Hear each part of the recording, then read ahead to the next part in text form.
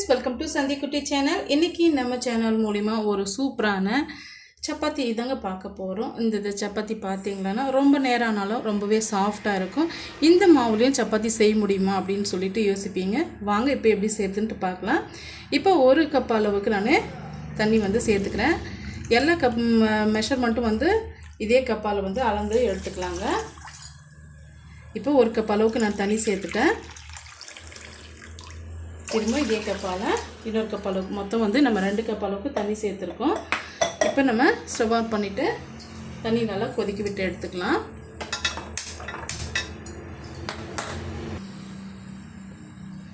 இப்போ நம்ம ஒரு 1/4 டீஸ்பூன் அளவுக்கு சால்ட் வந்து சேர்த்துக்கலாங்க இது கூடவே 1 டீஸ்பூன் அளவுக்கு ஆயில் வந்து நான் சேர்த்துக்கிறேன் நல்லா சாஃப்ட்டா வரதுக்காக இப்போ இது எல்லாம் சேர்த்து நல்லா வந்து கொதிச்சு வரட்டுங்க இப்போ நம்ம சேர்த்திருக்க உப்பு எண்ணெயும் வந்து நல்லா கலந்து வந்துருச்சு நல்லா தண்ணியும் கொதிச்சு வந்துருச்சு இந்த ஸ்டேஜில் மீடியத்தை விட கொஞ்சம் ஃப்ளேமை வந்து குறைவு பண்ணி வச்சுக்கோங்க இப்போ நம்ம எடுத்து சலாடையெல்லாம் நான் சலிச்சு வச்சுருக்கேன் மாவு சேர்த்து விட்டுக்கலாம்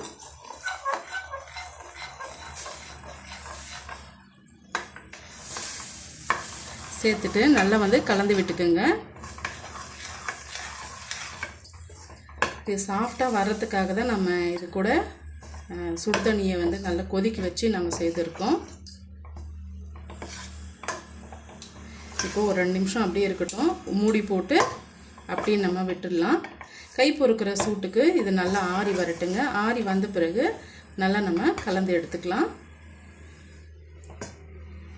இப்போ இது அப்படியே இருக்கட்டும் மூடி போட்டு விட்டுக்கலாங்க இன்னொரு மிக்சிங் பவுல் ஒன்று எடுத்துக்கிட்டேன் எந்த கப்பால் நம்ம அரிசி மாவு அளந்து எடுத்துக்கிட்டோமோ அதே கப்பால் 3/4 கப் அளவுக்கு மைதா மாவு எடுத்து வச்சுருக்கேன் சேர்த்துக்கலாம் உங்களுக்கு மைதா மாவு வேணாம் அப்படின்னு நினச்சிங்களன்னா கோதுமை மாவு கூட நீங்கள் பயன்படுத்திக்கலாங்க இப்போ இது கூடவே தேவையான அளவுக்கு நம்ம உப்பு சேர்த்துக்கலாங்க இந்த மாவுக்கு தேவையான அளவுக்கு உப்பு இது கூட கொஞ்சமாக ஆயில் வந்து சேர்த்துக்கலாம் இப்போ இது ஒரு முறை நல்லா கலந்து விட்டுட்டு சப்பாத்தி மாவை விட கொஞ்சம் இலக்கமாக நம்ம பிசைஞ்சு எடுத்துக்கலாம் அதிகமாக வேண்டாம் கொஞ்சம் இலக்கமாக அதாவது போலியெல்லாம் நம்ம செய்வோம் இல்லைங்களா அது போல் நம்ம கொஞ்சம் இலக்கமாக இதை மிக்ஸ் பண்ணி நம்ம உருண்டைகளாக செய்து வச்சுக்கலாங்க இப்போ தண்ணி சேர்த்து நம்ம பிசைஞ்சு விட்டுக்கலாம்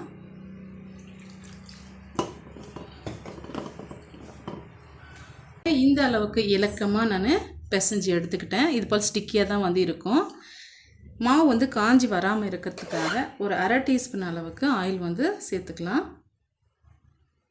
அப்போ தான் நல்லா சாஃப்டாக நமக்கு சப்பாத்தி கிடைக்கும் சேர்த்துட்டு இது போல் நல்லா வந்து மிக்ஸ் பண்ணி வச்சுக்கோங்க இது அப்படியே வந்து ஒரு 1/2 ஹவர்லேருந்து ஒரு 1 ஹவர் வரைக்கும் நல்லா ஊறி வரட்டும் ஊறி வந்த பிறகு நம்ம பார்க்கலாம் இப்போ ஒரு மூடி போட்டு வெட்டிக்கிட்டுங்க மூடி அப்படி இல்லைன்னா காட்டன் கிளாத் இது எதான நீங்கள் பயன்படுத்திக்கலாம் இப்போ ஒரு 1 ஹவர் ஆயிடுச்சு ஓப்பன் பண்ணி பார்க்கலாம் நம்ம பிசைஞ்சு வச்சுருக்க மைதா மாவு பாருங்கள் எவ்வளோ சாஃப்டாக இருக்குன்ட்டு இது போல் தான் இருக்கணும் அப்போ தான் நமக்கு எடுத்து திரட்டுறதுக்கு கரெக்டாக இருக்கும் இப்போ இது ஒரு வாரமாக இருக்கட்டும் இப்போ கை பொறுக்கிற சூட்டுக்கு நம்ம மிக்ஸ் பண்ணி வச்சுருக்க அரிசி மாவும் ரெடி ஆகிடுச்சிங்க இது நல்லா வந்து ஒரு 5 நிமிஷம் வந்து நல்லா மிக்ஸ் பண்ணி விட்டுக்கலாம் இதுவுமே ஒரு சாஃப்டான கன்சிஸ்டன்சிக்கு நல்லா பிசைஞ்சு எடுத்துக்கணும் பாருங்கள் இந்த அளவுக்கு நம்ம மிக்ஸ் பண்ணி எடுத்தாச்சு இப்போ கொஞ்சமாக மாவு எடுத்துக்கலாம் மாவு எடுத்து நல்லா இது போல் ரவுண்ட் ஷேப்புக்கு கொண்டு வந்துடலாங்க இது கொஞ்சம் நல்லா ஒரு பெரிய சைஸுக்கு நீங்கள் ரவுண்ட் பண்ணி எடுத்துக்கோங்க பாருங்கள் இது போல் எடுத்துக்கலாம் இப்போ கிச்சன் டேபிளில் மைதா மாவு வந்து தூவி விட்டுக்கலாங்க நல்லா இது போல் ஸ்ப்ரெட் பண்ணி விட்டுக்குங்க இப்போ நம்ம கலந்து விட்டு வச்சுருக்க மைதா மாவை கொஞ்சமாக எடுத்துக்கலாம் இப்போ நம்ம எடுத்துருக்க அரிசி மாவில் இது வந்து ஒரு 1/4 பாகம் எடுத்துக்கிட்டால் போதுங்க. இது போல் எடுத்துக்கிட்டு நல்லா இது போல் திரட்டி விட்டுக்குங்க. இது கைகளால் நல்லா இது போல் செய்து எடுத்துக்குங்க. செய்து எடுத்துக்கிட்டு நம்ம உருண்டையாக செய்து வச்சுருக்க மாவை வந்து சேர்த்து விட்டுக்குங்க. இது போல் சேர்த்து விட்டுக்கிட்டு நம்ம போலி செய்வோம் இல்லைங்களா, அதே மெத்தடு தாங்க.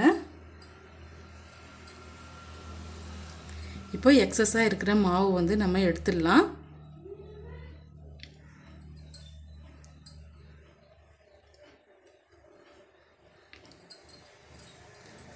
எடுத்துக்கிட்டு இது போல் நல்லா கீழே வந்து ஒட்டி வராமல் இருக்கிறதுக்காக நம்ம மைதா மாவு ஸ்ப்ரெட் பண்ணி விட்டுக்கிறோம்.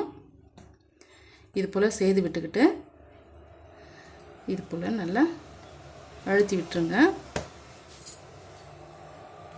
இந்த மாவுக்கு மேலேயும் கொஞ்சமாக மைதா மாவு அப்ளை பண்ணி விட்டுக்குங்க, இந்த கட்டையில் ஒட்டி வராமல் இருக்கிறதுக்காக.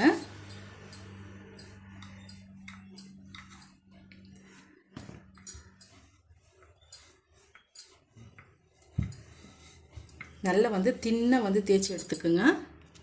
பாருங்கள், இது போல் நான் தின்னாக வந்து செய்து எடுத்துக்கிட்டேன்.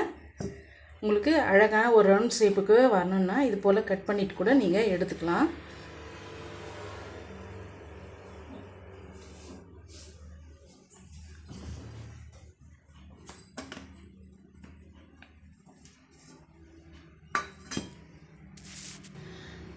பாருங்கள், இந்த அளவுக்கு நம்ம திரட்டி எடுத்துக்கிட்டோம். இப்போ தோசை தவா வச்சுக்கலாங்க. கல் நல்லா வந்து சூடாயிட்டு வரட்டும். சூடாயிட்டு வந்த பிறகு இதை நம்ம சேர்த்துக்கலாம். இப்போ ஒரு சைடு வந்து லைட்டாக சூடாயிட்டு வந்த பிறகு இதை நம்ம இன்னொரு சைடு வந்து திருப்பி போட்டுக்கலாங்க.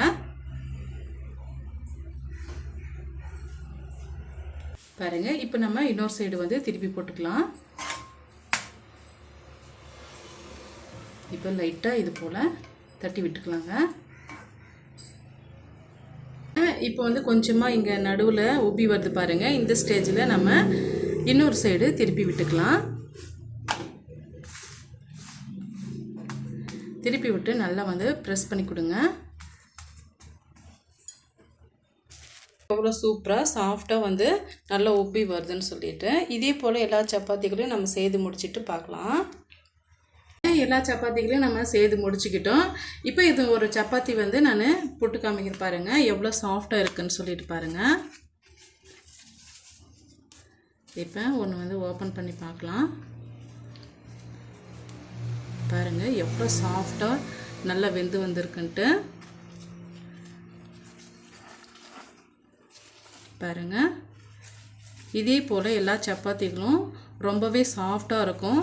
எவ்வளோ டைம் ஆனாலையும் நமக்கு அப்படியே இருக்குங்க. இதை நீங்கள் சாதத்தை ரைஸை வச்சு நீங்கள் செஞ்சிங்கிட்டு யாருமே நம்ப மாட்டாங்க. அவ்வளோ டேஸ்டியாக இருக்கும், ரொம்பவே சாஃப்டாக இருக்குங்க. இதை பார்த்திங்களன்னா சிக்கன் குழம்போடு இல்லை மட்டன் குழம்போடு நீங்கள் சாப்பிடும்போது ரொம்பவே டேஸ்டியாக இருக்கும்.